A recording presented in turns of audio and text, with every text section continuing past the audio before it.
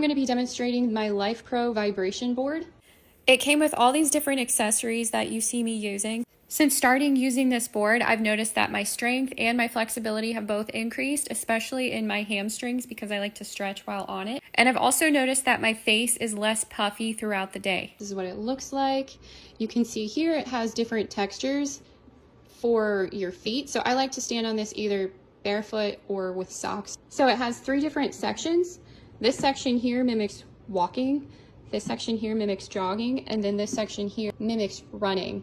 So depending on which section you're standing on, it's going to change the level of vibration that your body feels. It has this control plate on the machine itself where you can adjust whatever you need. The speeds range from 1 to 99. I'm going to demonstrate the highest speed here for you.